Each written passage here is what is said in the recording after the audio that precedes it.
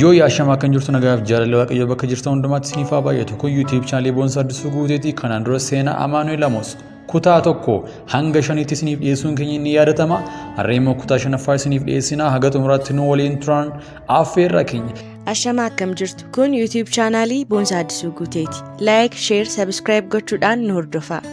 Seenaa Amaanu'eel Amos kutaa 6ffaa Seexanni kiristaanota akkamitti akka lolu Efesoon boqonnaa 6:12 irratti sagaleen Waaqayyoo akkas jedha. Haxxummaa seexanaatiin mormuu akka dandeessanitti meeshaa lolaa kana fuuraa kan Waaqaa guutummaatti hidhadhaa. Nuti namoota foon uffatanii waliin miti wallaansoo keenya garuu humnoota aangoo qabanii fi gooftummaa qaban warra bantii Waaqaa keessa jiran isa dukkana keessa jiran loltoota hafuurota hamootaa sana waliinii jedha. Akkaataa maqajeelfama Luusifeer yookaan seexana irraa nuuf kennameen kiristaanota loluudhaaf karoora baafannee hojiitti galle. Tokkoffaan dhukkuba facaasuun, lama maseenummaa facaasuun, sadaffaan kiristaanonni mana jireenyaatiif akkasumas waldaa kiristaanaa keessatti akka isaan hin kadhanneef hirribaa yookaan dadhabbii isaanitti baay'isuun, afuraffaan hamii jibba sabaan sadarkaa barumsaatiin ilaalcha adda addaatiin wal qoqqooduudhaan waldaa kiristaanaatiif kiristaanota gidduutti waliigaltee dhorkuu, wal jibbuu baay'isuun jaalala gidduu isaaniitii balleessuu. 5 kiristaanotni akka hin ho'ine yookaan akka hin qabbanoofne wal makaa jiraachisuun. 6 kiristaanonni sagalee yookiin dubbii Waaqaa akka hin dubbifanne, akka hin dhageenye dhaga'ullee akka hin jaallanne, walumaa galatti yaada akeekaaf karoorri Waaqi isaaniif qabu sagalee dubbii Waaqaa kitaaba qulqulluu keessatti kan barreeffame akka hin beekne godhuudhaan beekumsa sagalee Waaqayyoo isaan dhabsiisuudhaan yeroo isaanii bakka hin taanetti dabarsuudhaan waan jireenya bara baraatiif isaan hin qopheessine irratti yeroo isaanii akka fixan sagalee Waaqayyootiif garuu fedhii yeroollee akka hin qabaanne gochuudhaaf. 7ffaan kiristaanonni jireenya isaaniitiin, haasaa isaaniitiin, haala uffannaa isaaniitiin, haala adeemsa isaaniitiin fakkeenyummaa amala gadhee yookaan kashalabbee akka qabaatan gadhiisuu gochuudhaan maqaa isaanii xureessuun, fudhatama dhabsiisuun akkasumas jireenya wal makaa kan Waaqa hin gammachiisne akka jiraatan gochuudhaan namoota haaraa silaa gara gooftaa dhufan amanuuf jiranittis gufuu akka ta'an gochuun. 8ffaan fuulduratti fooniin namoota adda addaa fayyadamnee isaan loluudhaaf fi kan kana fakkaatan isaan balleessuudhaaf karoorfannee irratti hojjenna. Warra asii olitti tuqne keessaa lamaan isaaniif ibsuu barbaada. Tokkoffaa irratti fooniin yookaan qaamaan lolu. Meeshaa TV fakkaatu kan addaan naaf kennameen lubbuu haaraa gara gooftaa dhufan niin arga.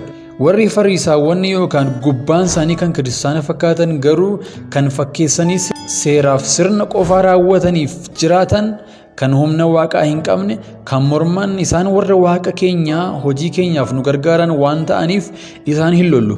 Achiin booda dubartoota leenjii addaa fudhatanii nuuf qophaa'an sana gara waldaa kiristaanaatti ergina. Achiin immoo isaan waldaa kiristaanaatti akka isaan maastikaa nyaatan, akka daa'imman boochisan akkasumas akka namootni sagalee Waaqaa hin dhageenye mala adda addaa fayyadamuun fooniin yookaan qaamaan qofaa osoo hin taane hafuuraanis sabni achitti walitti qabame sun akka waaqessuu sagalee Waaqaa dhaga'uu hin dandeenye hirriba dadhabbii itti buusne hubadhaa. Manni Waaqaa mana kabajaati. Mana kabajaa kan sagaleen Waaqaa itti himamu kana dhiisaatii mana nama kabajaatu nama kabaja duratti bakka kabajaa kan biraattis maastikaan hin nyaatamu. Kanaafuu namni osoo hin beekin kana godhaa turte har'arraa kaasiitii jalqabbii araaraan deebiitii namoota biraallee deebisi. Nama nanaa na dhaga'i. Yoo ati sagalee Waaqaa haala gaariin hordofta ta'e dubartoota keenya ergamaan keessaa tokko alatti si eegdee nagaa si gaafattee yookaan badhaasa wayii keessattuu waan ati baay'ee jaallattu siif kenniti. Hiriyaallee siif ta'uu barbaaddi. Yeroo sitti dhiyaattu hiriyaa siif taatu kana waan foonii yookaan yaada foonii sitti facaasti. Sagalee Waaqaa ati baratte kan keessa keetii jiru si keessaa balleessisti. Tajaajiltoota tokko immoo akka nama kiristaana reefuu gooftaatti dhaggeeffattee of fakkeessitee dhiyeenyatti namni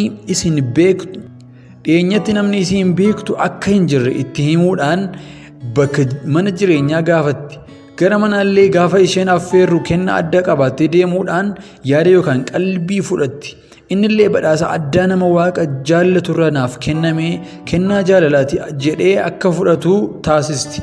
Haala kanaan isa bira turtee ifni Kiristoos akka keessatti dhaamu yookaan baduu hojjetti. Dhumarratti yoo ifa Kiristoos keessaa isa jiru hojii fedha foonii adda addaa dadhabsiisteen booda gara mana isaa dhufuun dhaabbachiistee gara nama biraa gara karaa waaqa irraa gorsuuf miliqsuuf hojjechuutti deemti. Kiristaanonni sagalee waaqa akka hin dubbifanneef akka hin kadhanneef namarratti hojjechiisti. Abdii isaan waaqa irratti qaban balleessuudhaan gara mana xonqaayii yookaan mana seexanaa akka isaan deeman gochuudhaan achiin immoo akka isaan dukkana cimaa keessa seenan gochuudhaan isaan ajjeesnaa jedha. Konfiraansii afuuraa guddaa qophaa'u irrattis fooniinis afuuraanis keessatti argamuudhaan waliigalteen akka hin jiraanne irratti akka hojjetan ni godhama. Maaliif jennaan kiristaanonni yoo tokkummaaf jaalala qabaatan humna addaa argatu. Yoo akkas waliigalanii gooftaa isaanii waammatan hojii keenya nu duraa barbadeessu. Kanaaf immoo haga dandeenyetti akka isaan walii hin galleef irratti cimsinee hojjenna. Waliigalteef jaalala wal fakkeessaaniitiin balleessinee wal jibbaaf wal qoqqooduu isaan balleessina. Osoo isaan nu hin dursin isaan dursinee hojjenna yeroo hundumaa. Kiristaanonni akkamitti akka beekaman namni dhugumaan Kiristoositti amane kiristaana dhugaa ta'e tokko kitaaba qulqulluu harkatti qabachuun yookaan hirmaannaa cimaa sagantaalee afuuraa adda addaa irratti taasisuun osoo hin ta'in ifa addaa sababa Kiristoositti dhugeeffateen yookaan amaneen kan ta'e kan argatanii fi naannoo mataa isaanii irratti ifa addaa marsee jiruun akkasumas ibidda cimaa naannoo isaanii marsee jiruun beekamu. Kiristaanonni yeroo adeeman ergamoonni waaqaa isaan wajjin tokko karaa mirgaatiin inni kaan immoo karaa bitaatiin tokko ammas karaa duubaatiin isaan marsanii adeemuun ni agarra. Kanarraa kan ka'e gara warra akkasii kanaa itti dhiyaachuun guddoon rakkisa. Warra akkasii kana karaan nuti isaan arganuu dandeenyu akka isaan cubbuu hojjetaniif isaan kakaasuu qaawwa adda addaa uumuun haala isaan itti cubbuu hojjetanii fi karaa waaqaa irraa kufan haala mijeessuudha. Namni kiristaana ta'e tokko yoo konkolaataa konkolaachisuun arginu balaa isatti buusuuf yoo karoorfanne itti deemuuf jennu ergamoota waaqaatiin isaan marfame arginee sodaannee duubatti deebina. Kiristaana dhuguma karoora akeekaa fi kaayyoo waaqi isaaf qabu osoo beekee jiraate silaa dhugumaan cubbuu of eeggachaa akka barsiisaa fi sagalee waaqaatti jiraachuudhaan waaqa isaa gammachiisaa jireenya injifannoon guutame jiraata ture. Kiristaanota amantii isaanii irraa duubatti deebisuu ani yeroos Luusiferiin hoogganaa godhamee waanan muudamee jiruuf dubartoota akka ergamootaatti naaf kennaman kan gara waldaa kiristaanaa lubbuu qaban ittiin erga. Dubartootni kunneen baay'ee kan babbareedan ta'anii uffata baay'ee babbareeduu uffatu waan gaggaarii dibatanii deemuudhaaf akka nama haaraa gooftaatti dhugeeffatanii yookaan amananitti of fakkeessuudhaan gaafa waamichi lubbuu haaraa godhamuuf gara waltajjiitti ba'uudhaan sagantaa saniin booda nama tajaajila isaa barbaade of fakkeessuudhaan lallabaa sanatti dhiyaachuudhaan dubbisan. Lallabaanis nama haaraa gooftaatti amane waan jaallatuuf qabatee gara mana isaatti waliin deema. Tajaajilaan sun yoo kenna hafuura adda baasuu yoo hin qabaatin qaama foon isheetiin akka inni harkifamu gochuu jalqabdi. Achiin booda fedhii sagaagalaa addaa keessatti uumtee walquunnamtii saalaa akka isheen waliin raawwattu gochuudhaan cubbuu keessatti isa kuffisti. Kanallee irra deddeebi'ee akka inni yookaan ishee waliin raawwatu gooteen booda gaafa hafuurri waaqaa isa irra fagaatu isa dhiistee gara bakka biraatti tajaajila biraa dogongorsiisuutti deema. Ergama isa biraa qabdu raawwattee waan ta'eef kana ilaalchisee dhuga ba'umsa tajaajila tokko isinitti himuun barbaada. Namni kun mootummaa keenya dukkanaa keessatti nama waaqa jedhamee beekama. Yoo kadhannaaf gad jilbeenfatu mootummaa keenya keessatti raafama addaa fida. Isa kuffisuuf jennee dubartoota keenya itti ergine. Namni kun immoo nyaata kennee fi isaan nyaachisa. Garuu kiyyoo isaaniitiin yookaan karoora isaaniitiin qabamuu hin dandeenye. Isaanillee yookaan dubartoonni sun haga danda'an yaalanii garuu immoo hin dandeenye. Ergama isaanitti kenname raawwachuu waan hin dandeenyeef dubartootni gara isaan ergaman sun ni ajjeefaman. Hubadhaa seexanni namaaf na'uu hin beeku. Hojii isaaniillee balleessuu fi barbadeessuu qofa. Kanaan booda ani gara dubartittiitti of jijjiireen gara isaa deeme. Jechootaa fi haalota adda addaa fayyadamuun isa kuffisuu yaaleen garuu immoo hin dandeenye. Karaa kanaan humna kiyyaa ol waan ta'eef ifatti fuulduratti isa ajjeesuuf murteeffadheen gaaf tokko isa gara gabaa waa bitachuuf deemuun isa hordofe. Gaafa inni waa bitachuuf gad jedhu konkolaataan fe'isaa kan zayita baate tokko gara isaatti kallattumaan akka deemuun godhe. Konkolaatichi garuu sibiila elektiriikii guddaa tokkotti bu'ee namoota baay'ee ajjeese. Namichichis tajaajilaan sun garuu waan tokkoyyuu hin taane. Namoonni baay'een isa bira du'an illee inni garuu akkamitti akka inni miliqenaaf galuu dide.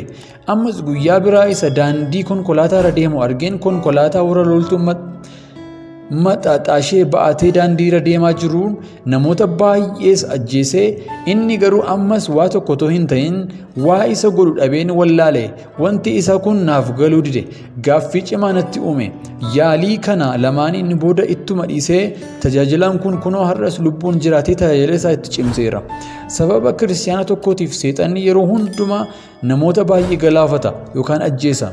Guyyaa tokko inumaa isan ajjeesa jedhee halkaniif guyyaa karoorfata. Garuummoo eegumsa waaqi isaaniif godhurraa kan ka'e kana tolchuu ijumaa yookaan gonkumaa hin danda'u. Haalli akkasii kun yeroo baay'ee tajaajiltoota baay'ee mudata. Garuummoo waaqi isaan tajaajilan isaan waan eeguuf, isaan waan tiksuuf waan ta'eef homaayyuu gochuu hin danda'u. Haa ta'u malee seexanni yeroo hundumaa abdii hin kutatu. Gaaf tokko milkaa'uun kiyya hin hafu jedhee yaalii isaa ittuma fufa. Garuummoo kan Israa'el eegu hin rafuu hin mugusu waan ta'eef jedhamee waan barreeffamee jiruuf gonkumaayyuu yaaliin isaa milkaa'uuf hin danda'u. Namni tokko cubburraa of eeguun jaalala waaqa keessa yoo deddeebi'e yookaan jiraate diiyaabiloos yoomiyyuu isa argachuu hin danda'u. Kanaafiyyuu warri kiyyoo seexanatti qabaman warra cubbuu hojjetan jireenya kiristaanummaa hin qabne jiraatanidha. Kiristaanota yeroo baay'ee kan rakkisnu abjuudhaan namni kiristaana ta'e tokko wantoota asitti aanee jiru akka inni abjuun argu goona.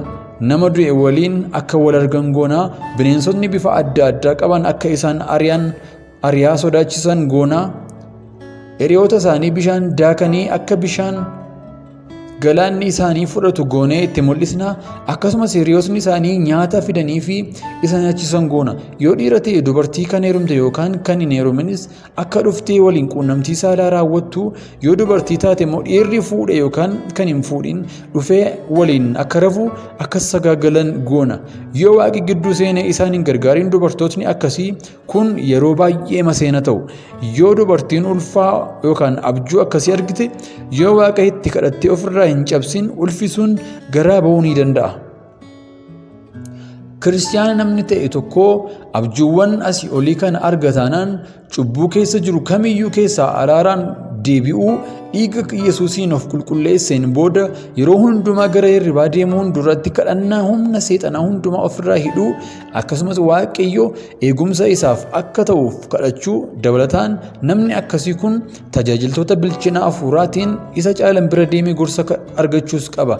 Beekumsa isaas hafuura isaas karaa sagalee dubbii waaqaatiin barachuudhaaf dubbifachuun of guddisuu qaba.